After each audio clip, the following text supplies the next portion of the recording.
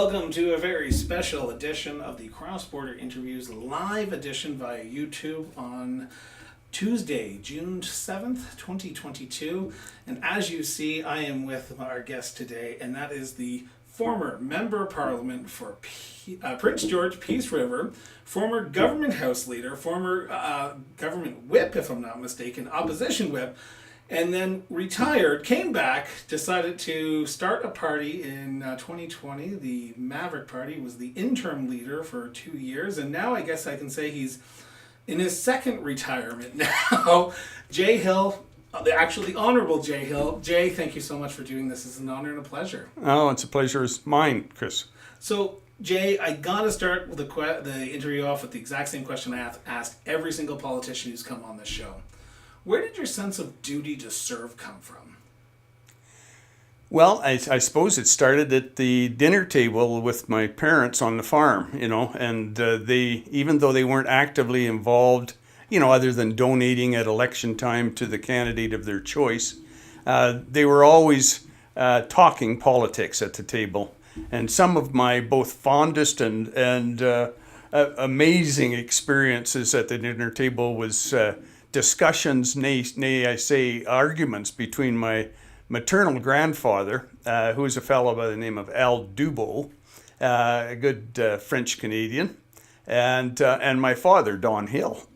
And so he argued with his father-in-law, my grandfather, a lot of times because my grandpa was a strident, ardent Pierre Trudeau fella, a liberal through and through, and my dad was a John Diefenbaker conservative. So a lot of political discussions when I was growing up on the farm. I can imagine that the dinner table conversations were very lively in that time, especially if there was a former Diefenbaker fan and a former Trudeau fan in British Columbia, I'm assuming? That's right, yeah, northern British Columbia, just north of Grand Prairie, Alberta, at that time, quite a small town of Fort St. John.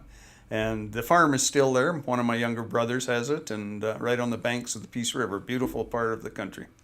So I guess the question that has to be asked, duty to serve is about that, but duty to serve in politics, where did that come from? Because in 1993, you were elected as a Reformed Member of Parliament in the great Preston Manning sweep of Western Canada.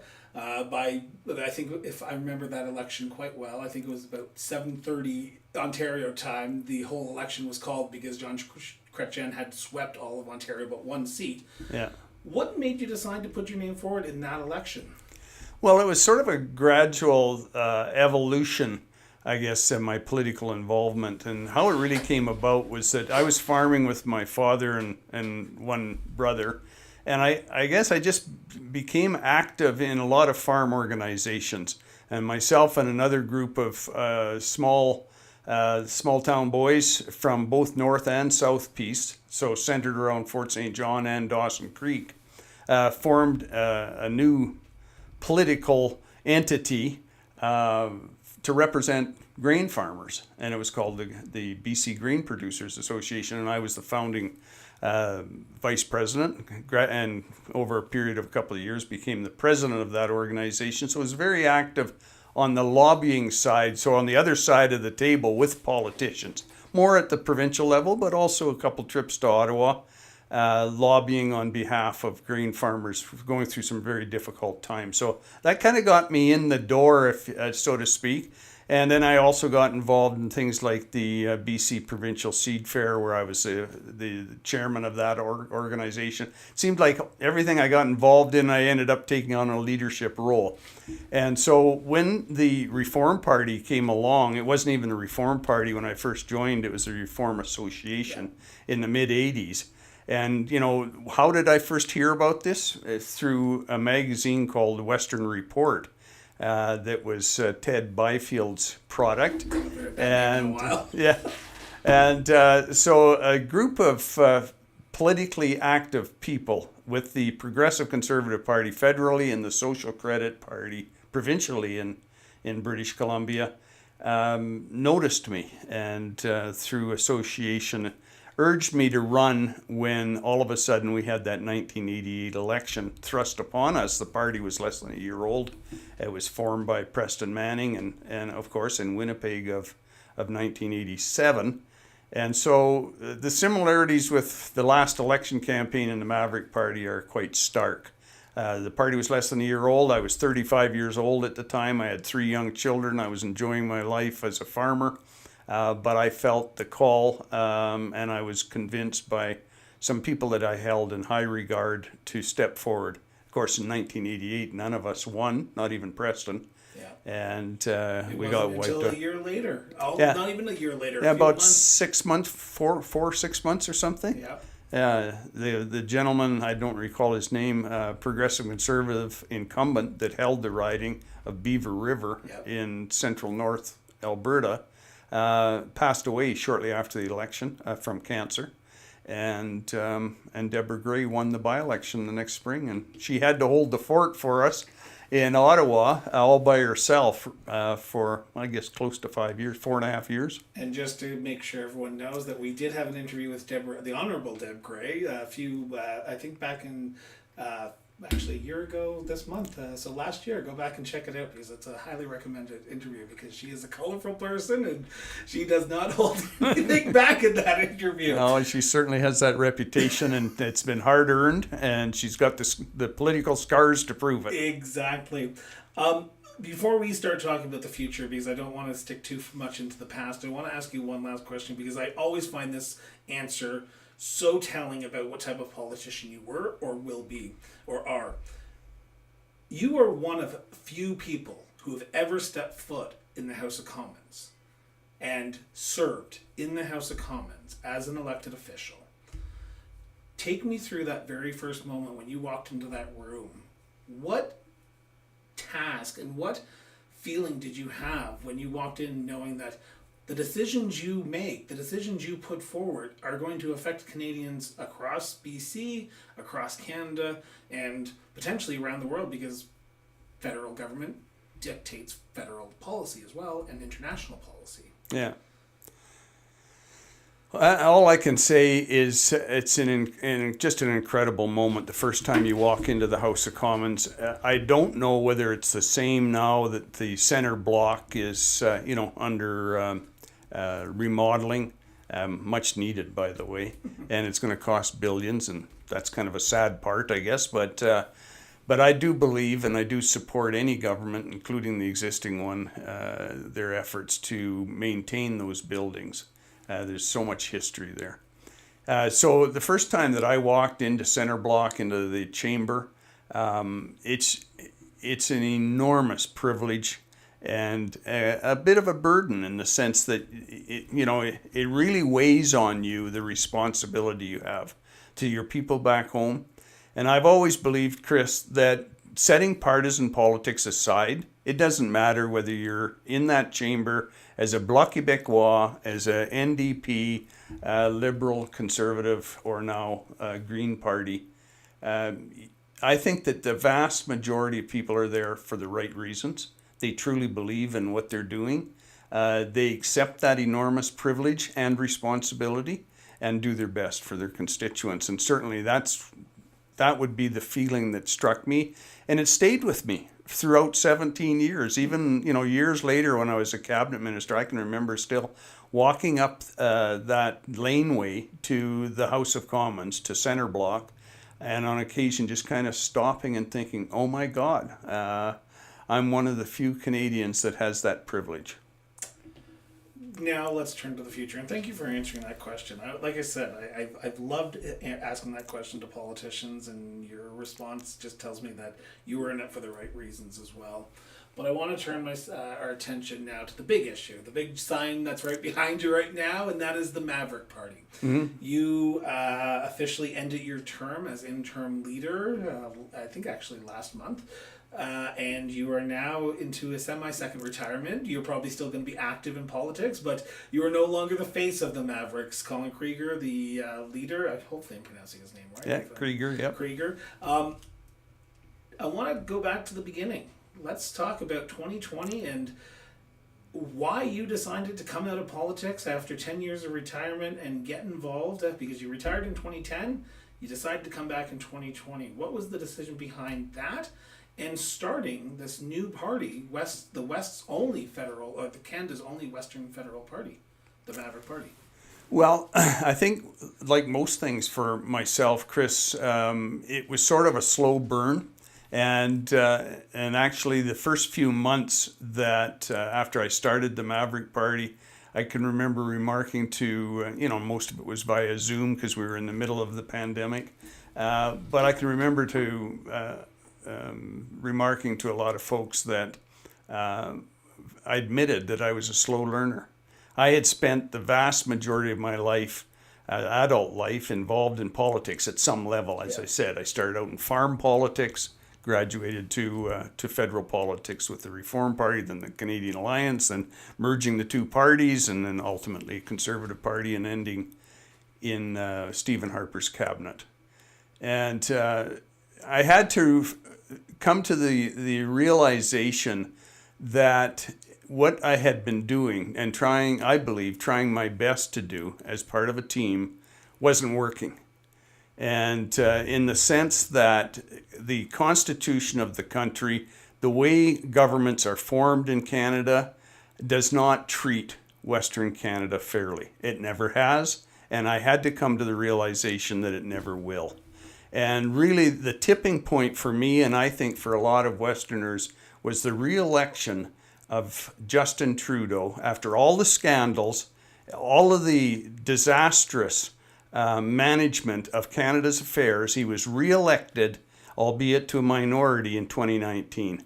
And with less votes at the same time than exactly. the Conservative Party. That's right. Yeah, the Conservatives under Andrew Scheer actually won the popular vote. And, so there I am sitting there, and the ultimate motivation for me back in 1988, as I said, I was 35 years old, had a job I loved, and 3 young children. Then I had 3 young grandchildren. And I started looking at this situation and saying, oh my God, I mean, it's deja vu. It's all over again. And I've just spent a large portion, 30 years or so of my life, working within a system that doesn't treat my region and my province fairly. And that was the motivation for me to come out of retirement the following spring. I started having conversations with a number of people that I respect, about what can be done about this. And eventually that led me to the founder of the Wexit Canada Party, a man by the name of Peter Downing. Yep. And he was getting sort of mixed reviews, I guess I can fairly say, at the time. And I had a number of conversations with Peter through the spring of 2020. And he graciously made the decision that he would step back and allow myself to take over as an interim leader of Wexit Canada. Why did I go that route? Was because they had already done, he and a small number of volunteers, already done a lot of work to get Wexit Canada their application for registration with the Elections Canada to be a federal party. They'd already gone through all of that. And there's a lot of steps involved and signatures you have to collect and one thing and another. And so I thought, okay, well, they've taken the first step. Let's take it further. And so Peter stepped away. I stepped in. I made a lot of phone calls, gathered together 7 people to sit on the original board. Our first Zoom meeting was June 18th of 2020. So just coming up on 2 years. Oh, wow. And 2 years later, we are now in a new whole world. We've seen a re-election of another Trudeau government, even though a more divided government that we are currently in, a more divided time, I should say, we are currently in, because in the last election we saw the Conservatives win more rural seats and the Liberals win more urban seats. The city-country divide is there. I want to talk about that election from your standpoint. You ran 35 candidates across the country, or 37? 29. Oh, 29, I apologize. Yeah. I do apologize for that. Yep. 29 candidates. It was your first time out. You talked about that reform movement in 1988, and you didn't elect any first candidates, but now you have the base you can grow. But take me through that moment after that election when you had to sit down and go, okay, what did we do right? What did we do wrong? And how do we move forward? Because at that time, I'm assuming you're thinking, I'm going to step down as interim leader. This was not a full-time job for me. This was a one and done, and then we'll pass it on to a permanent leader or an elected leader. So take me through the process after that election to where we are today and how you decided step down and where the Maverick Party needs to go from now. Here. There's a lot of questions in there. I apologize. Well, I'll have to back up a little bit. I just mentioned that we had our first founding sort of meeting or Zoom meeting for our very small group of volunteers, 8 people that started this in June of 2020. So throughout that summer of 2020, we kept working hard, donating thousands of hours.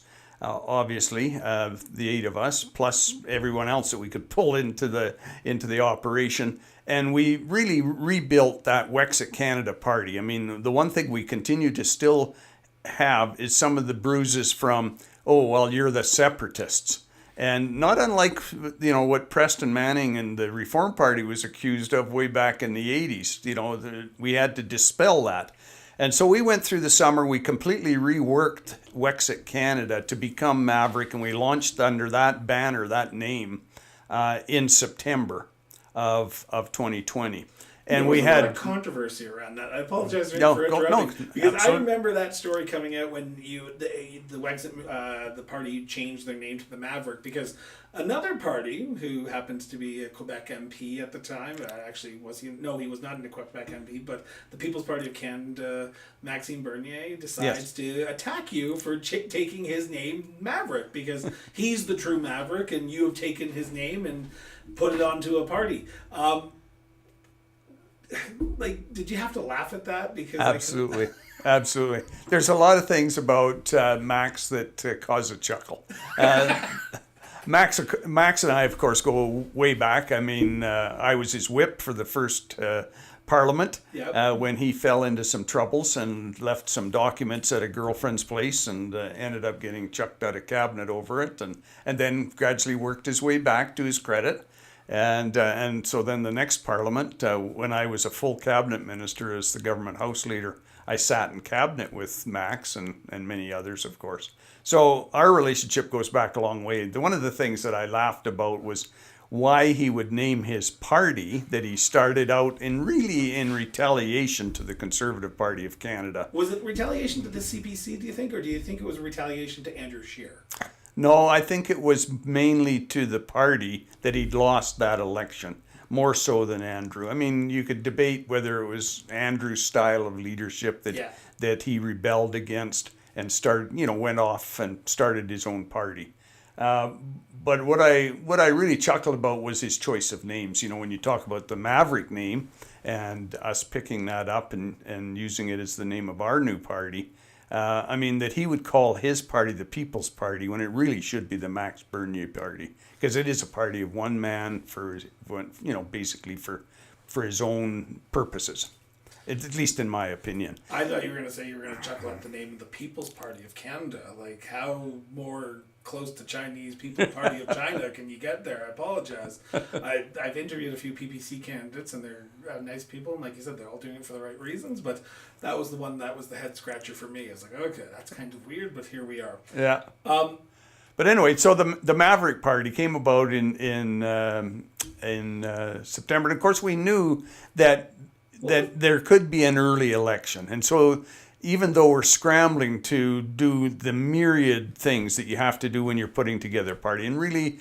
when we started in June of 2020, none of us on that original board had any idea of how much work it was going to be. I mean, as you know, my involvement in the early stages of the Reform Party was very much at the local level, building one constituency association. Yes, it covered a quarter of the geography of British Columbia and was split in half by the Rocky Mountains, so it was a huge challenge for myself and my supporters, but it was one constituency. Yeah.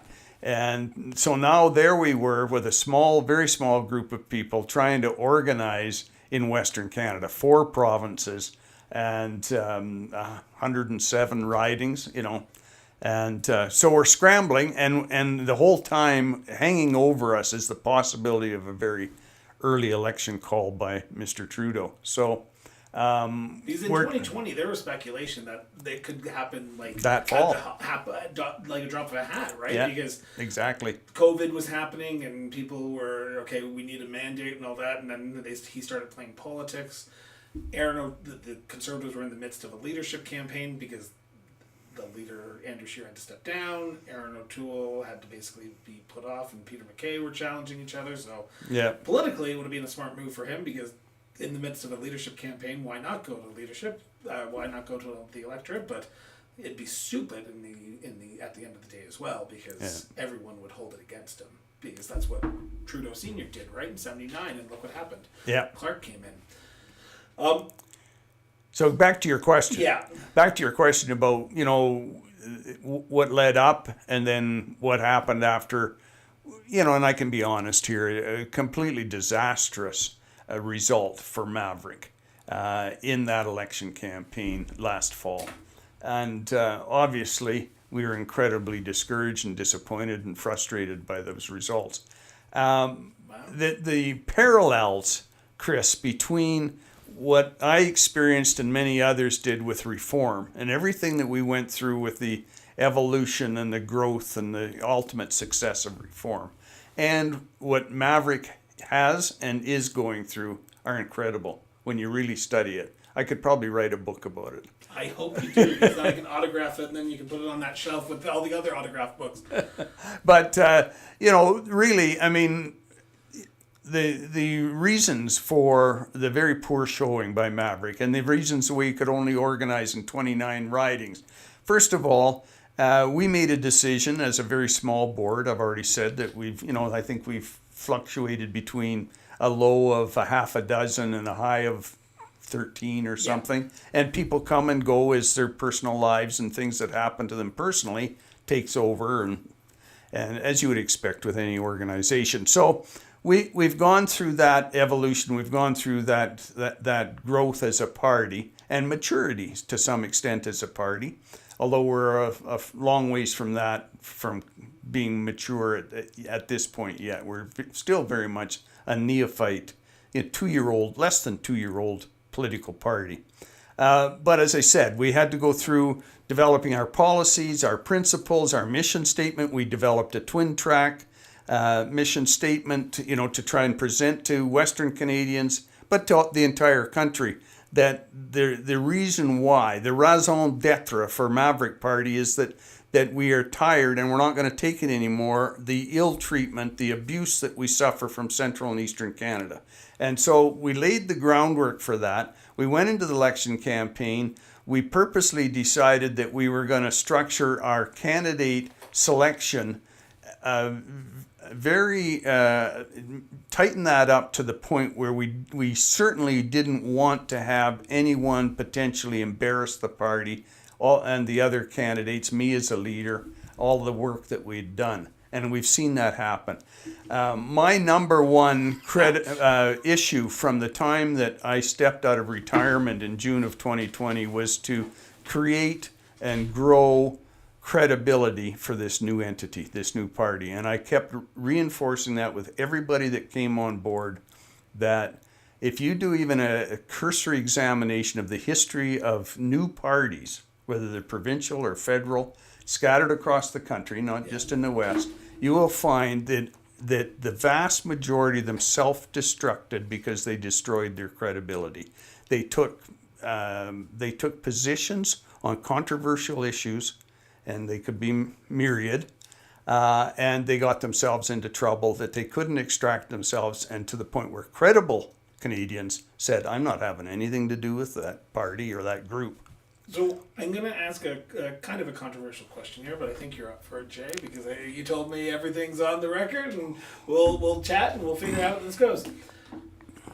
You were a former Conservative MP. You and a few of your other former Conservative MPs during the Reform Canadian Alliance and the Conservative movement were instrumental in the behind the scenes of the Maverick Party. Was it hard to go against your former party? Because I can imagine someone who was elected as a reformer, elected as a conservative MP, and then deciding, you know what, enough's enough. The party that I used to represent, the party that I belong to, is no longer the party that represents the true Western Canada, because they, as you just said, they take it for granted. So was there a bit of I don't want to say come to Jesus moment, but a moment, a realization in your head when you said, okay, I need to do this, and because I need to stand for my principles and my values, and right now they're not being represented by the Conservative Party. Absolutely. And obviously there's been some pushback. I mean, you don't serve the amount of time in politics at any level, but especially at federal level, and the amount of time that I had spent there without developing some very deep personal friendships. Yeah. I mean, there's that old adage, right? They use the comparison with the military, in the trenches, going over the top, and somebody having your back. All of these types of sayings, and they apply very well to politics. I mean, it is a tough life. And I'm not saying that, applaud Jay Hill. Anybody that enters politics, especially nowadays with the advent of social media and how critical people are, and rude and crude, and to subject not only yourself but your family and your friends to that, to step forward, it's a tough job. So you really place a lot of emphasis on loyalty, your friendships that you develop during those, and you all share the scars. So it was a tough decision for myself and for Val Fraser, now Val Meredith at the time, a longtime colleague that is still serving with Maverick Party, Leon Benoit. Good old Leon. He actually served longer. I think he served 21 years longer, Yep. So even longer than I had served before I went back to the private sector. And Alan Kirpen, who served as my deputy leader for the first year and a half or so of Maverick, from Saskatchewan. So, I mean, those four people, Did you like burn myself. bridges? Oh, absolutely. Are you upset about that? It doesn't seem like you are. No, I'm not upset in the least. I just recognize that it's a reality for the decision that I believed and these other folks believed had to be made. That it was time to call it the way it is. And I might correct you in the sense that it's not just the Conservative Party, it's any federal party that runs candidates coast to coast to coast falls into that trap. Oh, and I completely understand it. Just in your situation, you were a former Conservative, because the one thing I heard, and we can talk about it if you're up to it, is how can Jay Hill lead this party against the Conservatives? You're going to vote split. You're going to elect Liberals, because I'm assuming you heard that. And Absolutely. Exactly. And in 2019, the Liberals didn't elect anyone outside of in Saskatchewan or Alberta. In this last election, we can talk about Aaron O'Toole and his dismal performance to begin with, because as much as I know the man, he's a good man. I know his father, John. He's probably a great guy. It's just his form of politics, of GTA politics, doesn't work in Alberta, so voter turnout went low. In 2019, I'll interrupt you there, though. Okay. In the sense that I don't know Aaron well. I've only had one ever conversation with him. It was during the leadership run when he was running against my old cabinet colleague, Peter MacKay. And Aaron called me and we had a good conversation. This would have been in the spring of 2020 before I started Maverick. And he was looking for my endorsement, obviously, in Western Canada. And so I don't know him well, but I have some empathy for him, for what he tried to do. He didn't do it well, but I think that most people that understand the failings of Confederation and our Constitution, the way we're structured, the way we're governed, the fact that we have a tyranny of the majority in Canada, always have had and always will have until the West decides to do something about it. Okay? So Aaron made some promises, whether it was no carbon tax or, signing that Canadian taxpayers pledge, and then reneged on it. Why? Because he knows he cannot win without Central Canada, right? Yeah. And that's the failing of our system. And so he had to make promises he couldn't keep in Western Canada and then turn around and try to appeal to Toronto, Montreal, Ottawa, Peterborough, you name it, right? Down, you're from there, so you understand it. No, it's a numbers game. It is. And to Aaron's credit, he understood that. But he did it, might I say, in my opinion, he did it clumsily. Yeah. And that he got caught out on it constantly, where the things that he'd said during the leadership race were in direct contrast to what he was doing immediately afterwards in trying to appeal to Central Canada in order to get enough votes to actually win. And that's the problem with the way the Canadian political system is structured. And it doesn't matter whether you're in the Conservative Party, Liberals, NDP, whatever. We are a country of regions. We're culturally distinct. We are different. And I don't mean that just for Western Canada. I mean Quebec, Ontario, Maritimes, Newfoundland even by itself. The North has its own culture, its own interests, its own issues, and certainly the West does. And so we are this country of regions that is working under a system that does not work for the individual regions. And I, for one, am fed up with it, and I want to make a stand on that for my children and grandchildren. Do you think there's a growing resentment? Do you think more people are coming over to your way of thinking right now? Because I've talked to people. I know a Dan Olson out in Manitoba. He's gone across Manitoba and set up all riding associations in each of the ridings in Manitoba. I know that Colin, the new leader, wants to get members signed up before the fall. Are people coming? When you were the leader, you saw the membership numbers. Was the party growing? Were people getting pissed off? Well, yes and no. The no, sadly, is there's a level of apathy. You know, I mean, it's a contradiction because on one hand you have people getting involved, coming out to protests, to meetings, and now that we can legally, with at least some of the restrictions being lifted over the COVID business.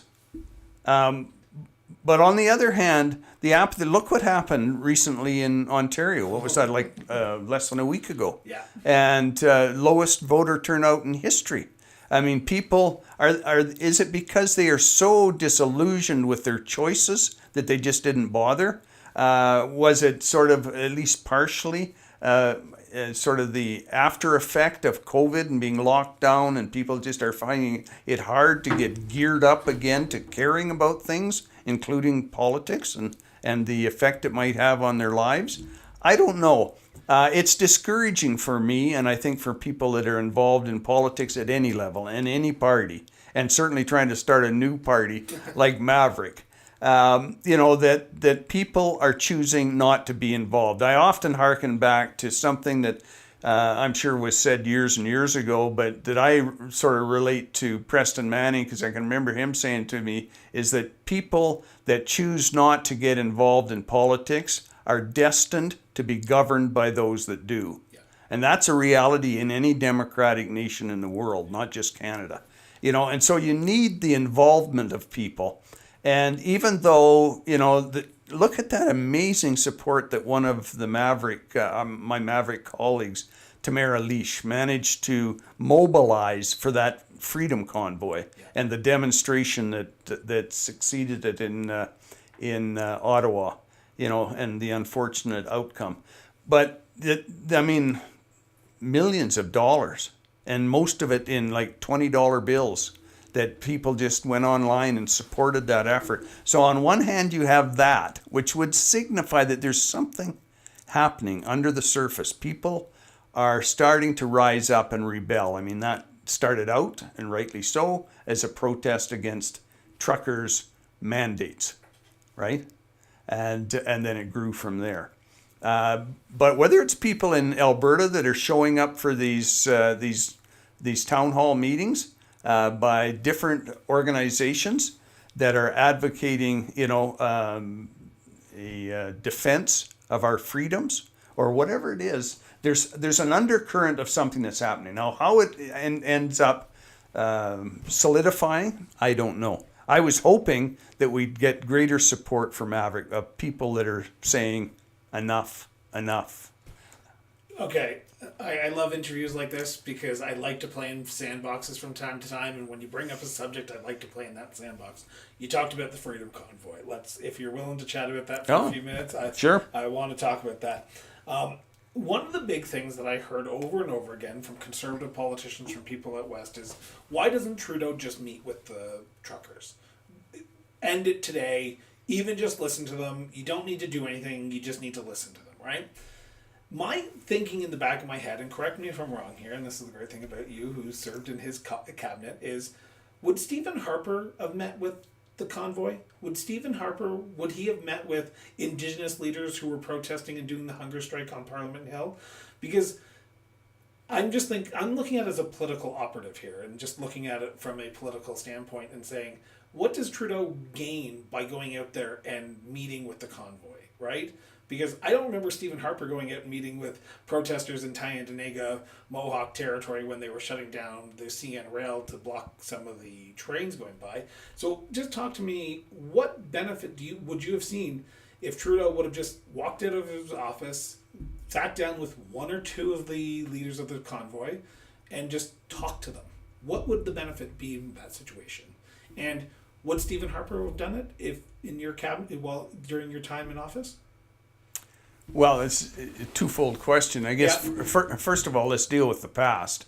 I said at the time and throughout that demonstration in Ottawa that in my experience, I don't believe there was any prime minister previous to our current prime minister that wouldn't have met with them. And certainly no prime minister that I knew, whether it was Stephen Harper, Jean Chrétien, Paul Martin, you go down the list. We all know the handshake, right?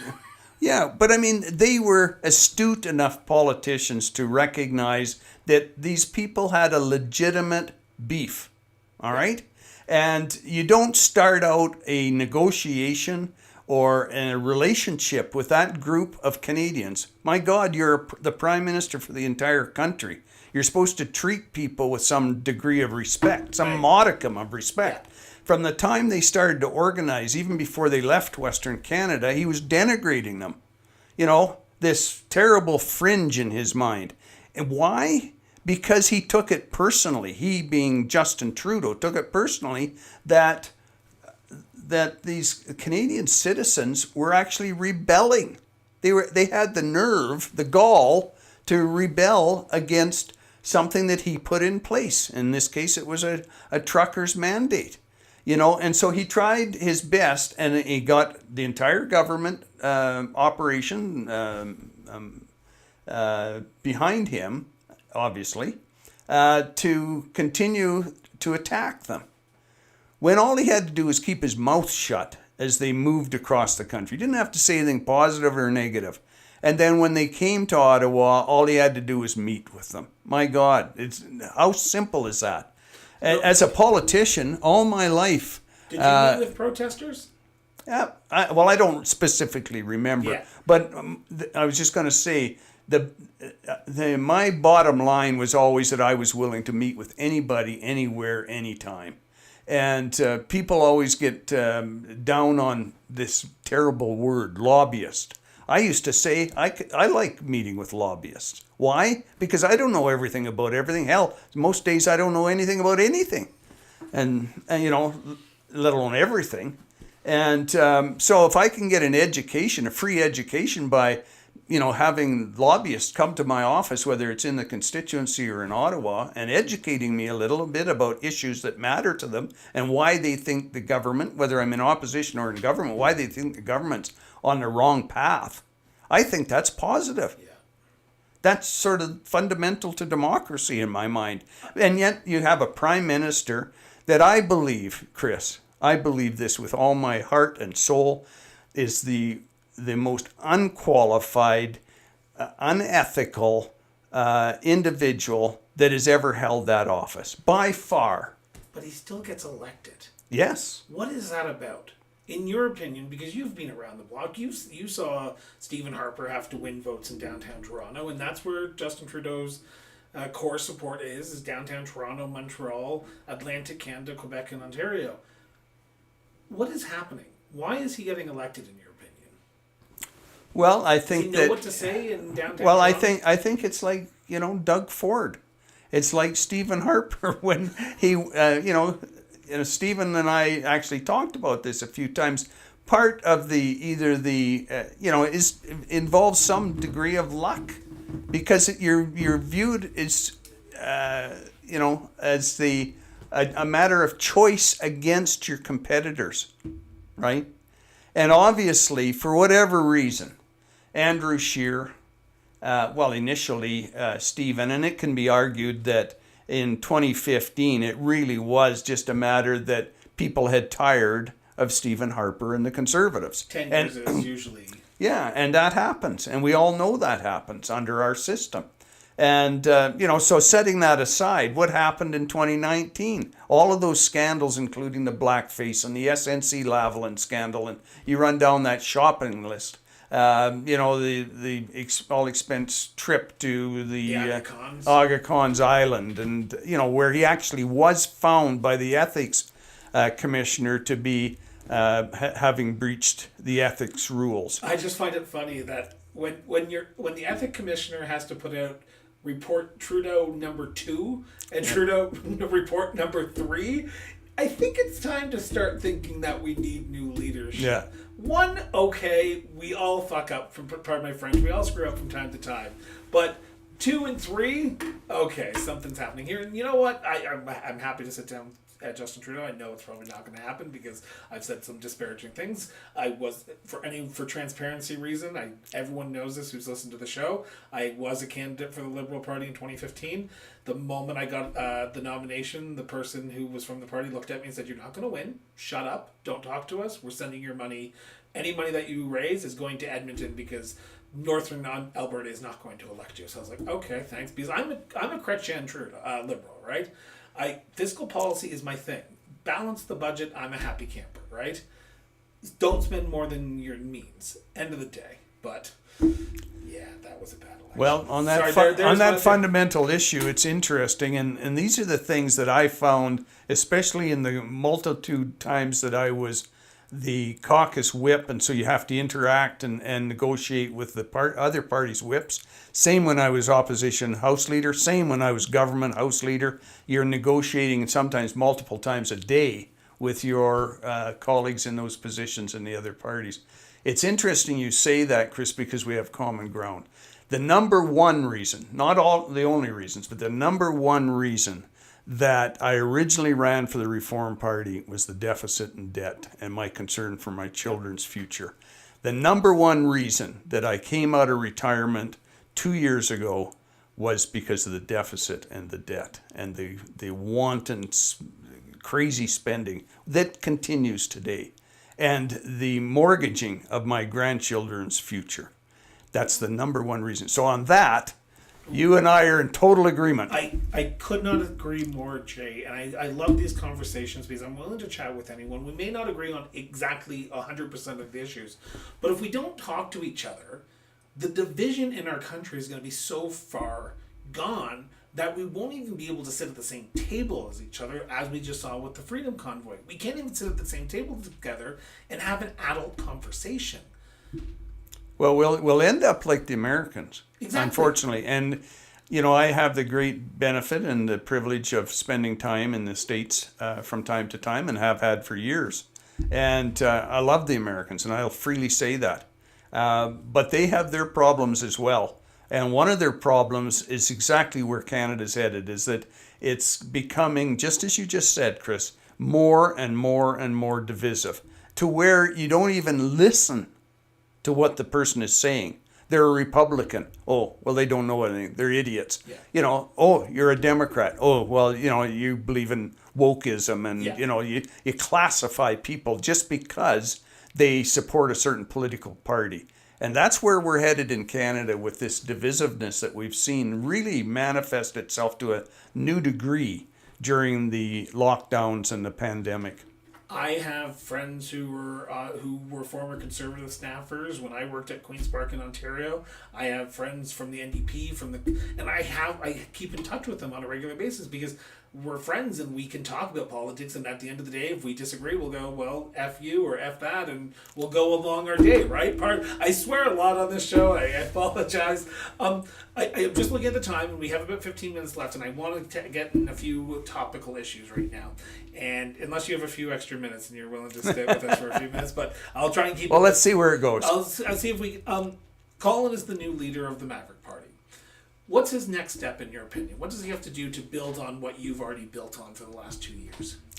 And we're going to have him back on the show as well, and we're going to sit down. Well, I think he was pretty clear about that during the campaign when he was running against Tarek Elnega, the only other competitor for the leadership.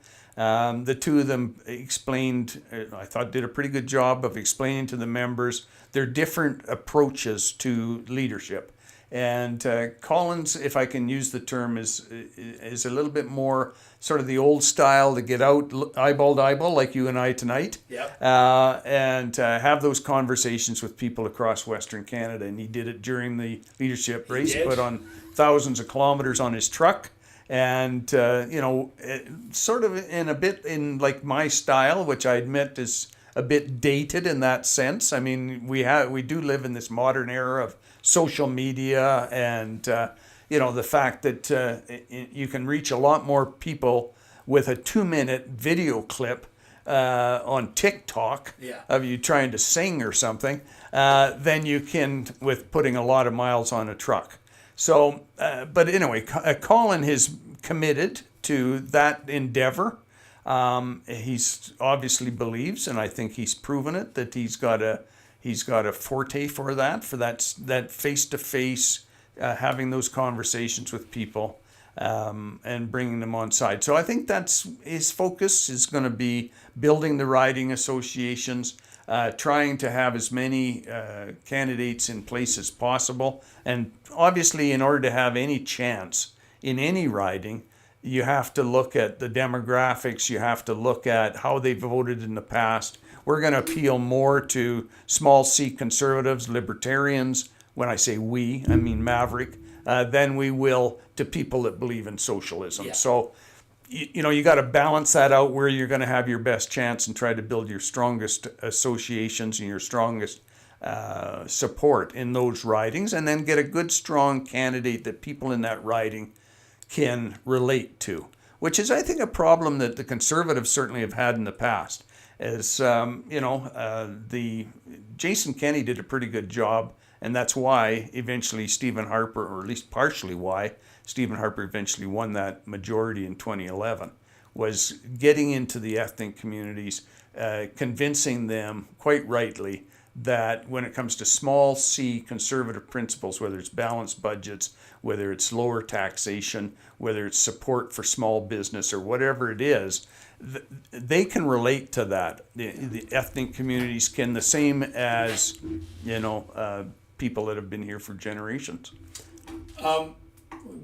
Keeping time here. I want to talk about the federal politics because your former party is currently going through a leadership race right now.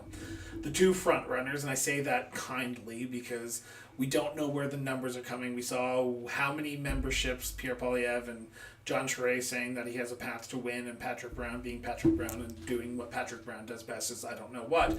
And I'm not saying that as a rude thing. It's just he's come to Calgary 4 times and no one knows that he's actually come here. Pierre Poilievre is looking like he's on a collision course to become the next leader of the Conservative Party of Canada. As a former Calgarian himself, do you think that hurts the Maverick Party, having a Western leader of the Conservative Party? Because under Stephen Harper, he was able to hold the coalition together of the Progressive Conservatives and the Reform or Canadian Alliance.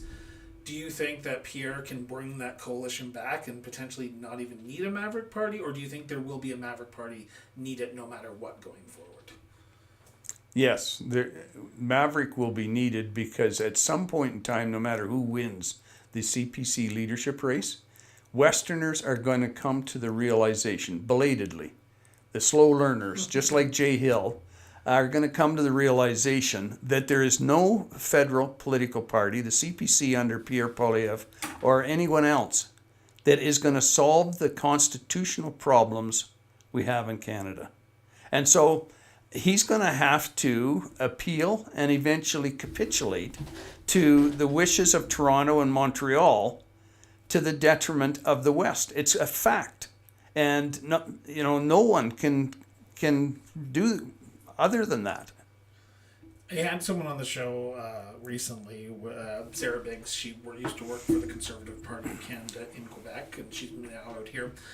She says that there's a potential that because of how vitriol this leadership campaign is, there's going to be a division within the Conservative Party where it's going to divide East versus West in itself.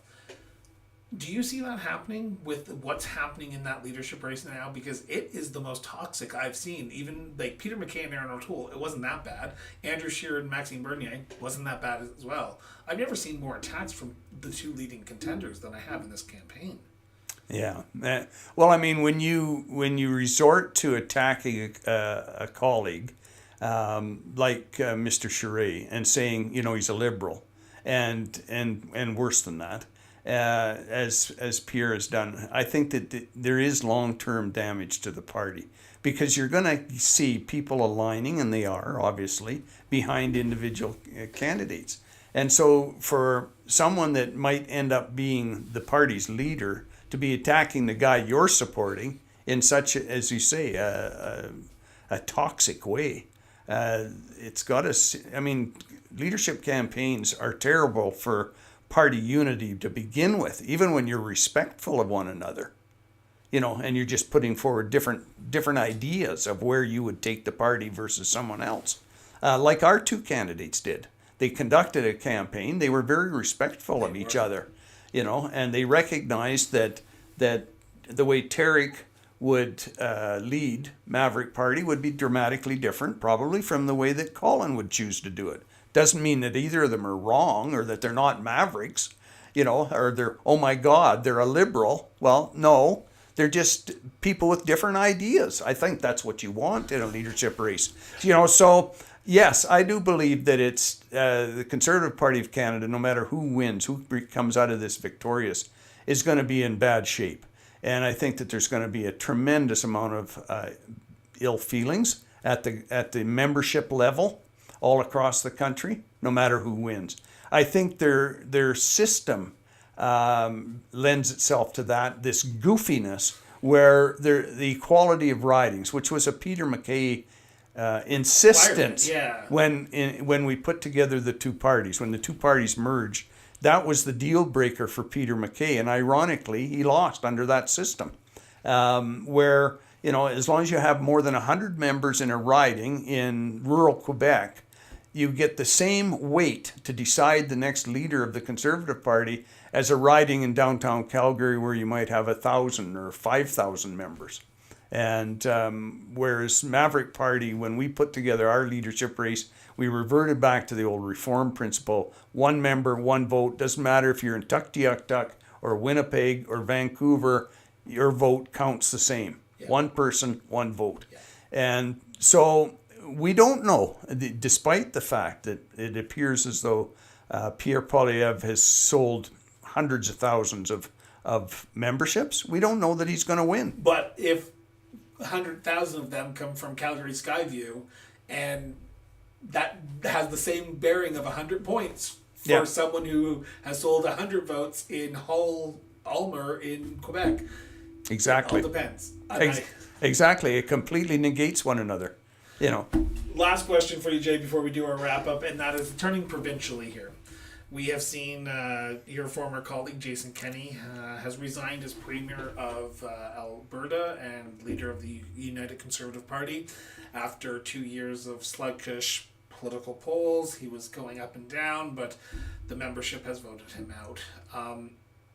I was shocked, were you, that he actually announced his resignation after a tremendously bad 2 years of COVID-19 with him?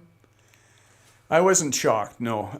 I was actually disappointed that he hadn't made that decision on his own maybe 2 or 3 months before. Really? Because, and this is why, is because I think he would put himself into a no-win situation. And, with the outright protests against his leadership, both within the caucus and from outside, okay, from rank and file Albertans. And you have to really look, to me anyway, you have to look at what caused this. And I think it was is that he built such unbelievable expectations on the part not only of UCP members, up to and including the MLAs themselves, but rank and file Albertans that had gone out and voted for him in massive numbers. I mean, it was the biggest electoral victory, I believe, in Alberta history, as far as his mandate goes. Yeah. So, but behind it was these expectations that he was going to be the guy that was going to stare down Ottawa and, get Alberta elevated to our rightful place in Confederation. And so he set, I think, some parameters around his leadership that no person could live up to. And then you throw in some bad decisions, I believe, when he went through the COVID, and those were tough decisions. All premiers all across the country struggled with them, those decisions about when to lock down, when to let up, how to protect the most vulnerable citizens. You go down the list. Yeah, exactly. So I actually thought it would have been smarter for him, and I suspect he may have had some advice that he should have stepped down earlier, because when it finally came down to his leadership review vote, with everything that transpired, I mean, it was going to be in person. That was the only way it was going to be credible. Then it was going to, there's such massive interest in it, people buying up members. There's no point belaboring it. But he got himself into a position where if the result came in and it was what he needed, let's say 70%, right, support, nobody would believe it. And if it came under, down to around 51% like it was, and he insisted that he was going to hang on, because you can't survive as a leader if you can only garner 51% of your own membership. These are people that should love you, the majority anyway. And so he got himself into a position where he couldn't win.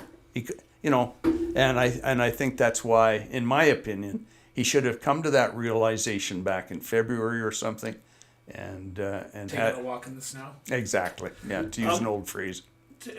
I want to talk about Brian Jean, because Brian Jean was very, very much the instrument behind somewhat of getting the ball rolling, of saying, we need a leadership review, I'm going to run. As someone who was the whip of a political party and a government caucus, how hard is it to keep a party in line when you're in government, when you have someone like a Brian Jean character itching to be leader of the party?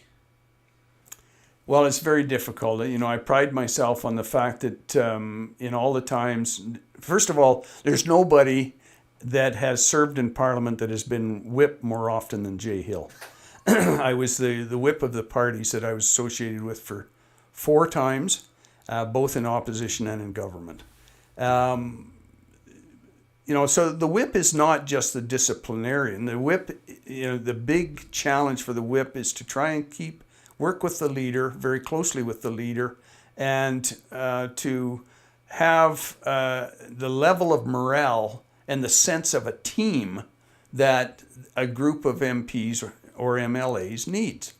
And I think that was one of the big failures of Jason Kenney. I pride myself on the fact, I started out to say, that in all that time, I only had to work with my leader to expel 2 individuals. Ultimately, that's the ultimate sanction. And, so there was a lot of other times where we had some very tough decisions to make to try to keep people inside the tent instead of chucking them out of the tent. And those are tough, multifaceted decisions that have to be made. The problem I have as an outsider, I'm a member of the UCP, but that's all. I mean, I haven't been involved in that party whatsoever, not since the exit of my good friend Jim Prentice, back before the days of the UCP when it was still a progressive conservative party. So I don't have skin in the game. But I'll say this, Chris, is that the problem for the United Conservative Party right now, whether it's Brian Jean or whether it's Travis Taves or Leela here, who just yeah, announced this Leela, morning. or Smith, Danielle Smith. Danielle Smith. You run down the list of the names that we keep hearing, and some of them are registered now to compete for the leadership. They're all from within the party. And just as we were just discussing the problems with the divisiveness at the federal level within the Conservative Party of Canada, and it's the age-old thing that as a long-standing whip and House leader that I fought against every day, which is this, that media will say to a political party, if you cannot govern yourselves, how in hell are you going to convince Albertans or Canadians to elect you to govern them? Yeah. And that is the problem that the UCP faces now. I mean, I shudder to think that Brian Jean would have a hope in hell of winning the leadership. Because if he does, every, I would say, moderate conservative is going to walk away. And so you think so? I do think so, absolutely. Okay. And some of that same problem is going to adhere to the other leadership candidates. Because many of them are perceived at least, from one camp or the other. Yeah. Right? UCP, to Jason Kenney's credit, was put together just as Harper and McKay put together the Conservative Party to try to bring all small C Conservatives inside the tent. Yeah, but Peter McKay wasn't backstabbing Jason Kenney after the leadership announcement, right? Because that's, in some sense, that's what Brian Jean was doing, in my opinion, was he kept on saying, oh, the results aren't, the results were fixed, and people were voting outside of that. Like, after Peter McKay and Stephen Harper shook hands, it seemed like, okay, that was it. Then first interim leader. Well, Peter McKay didn't run for the leadership. Well, that's what I mean, though. Not right? then. I mean, the only time he's ever run for the leadership of the combined party was recently. No, against, but he didn't come out against anything that happened, against the leadership merger. No. Even Belinda Stronach, she came in second against Stephen Harper in that first, in 2003, the leadership election. She did cross the floor later, but that's here nor there. But she didn't. We could do a whole nother program about that. And then Tony Clement as well, right? Yeah. So there was three people, but there was no. The UCP literally got out of the gate, merged, and then tripped over itself because the second place winner just didn't want to accept the results. Yeah. And it's sad because. And I agree with you. So we're in agreement. We can't have a conversation about this. Well, we can always have conversations about agreement. Jay, my last question is to this. What's next for you? You retired twice. Is there the Maverick 2.0 Alberta version that you're going to start up here? Well, following along on the conversation we just had, I have encouraged and had a couple of conversations, and I don't know whether he would do it, is for someone like Tarek El Nega to compete in the UCP leadership race. Because I believe strongly as an Albertan, and again, looking at what's in the best interest of my grandchildren going forward, that party and the province needs a breath of fresh air. They really do, Chris. And I don't see it from any of the people thus far that have thrown their hat in the ring or have offered to step forward. We need somebody that can relate to both rural and urban. And Tarek can do that. We need somebody that can relate to new immigrants. He is an immigrant himself. We need somebody that will be at least as welcome in communities, ethnic communities in the inner cities of Edmonton and Calgary, as they will, walking through the horse manure at a rodeo grounds. And Tarek would be that, and he's got great ideas. Is this a public endorsement right here, right now, of Tarek to run? Absolutely. Right here, right now. I don't think he will, for some reason. He's a young man, so he can relate to the youth. He's got so much going for him. But the hill to climb for an outsider, you understand politics perhaps even better than me, Chris. No, you were whip. You know it much better than I do, Jay. So the hill to climb is monumental for an outsider to come into a political party, take the province by storm, sell enough memberships, raise enough money to actually go from arguably a nobody to premier of the province. So I think when you weigh all of that against the candidacy of somebody like Tarek, and it doesn't have to be him, it could be some other outsider, that, as I said, that someone that the majority of Albertans could look to and say, you know, setting aside Rachel Notley and the NDP, then they have their base of support. There's no question about that, and it's a strong base. But setting aside that, all of the majority of, I believe, the majority of Albertans that I would class as non-socialist, okay? Yeah. Where are they going to go? And is that vote going to be sufficiently split that it effectively allows Rachel Notley to win by default, which often happens? I mean, we only need to look again or look at Ontario. Yeah. Look at Ontario. What just happened? I mean, 43%. Yeah. Like, you know, and a massive, shameful, massive win, right? I mean, 80 MLAs, 83 MLAs. MPPs. Yeah, Sorry. MPPs. Jay, I want to thank you so much for doing this. This has been an honor of my life to have someone like you sit down with me and chat about politics. I get so giddy in myself whenever I have politicians from when I was growing up and when I was covering politics on the Hill in 2007 to 2009. I ran into you once and you walked by me because I think you were going for a vote.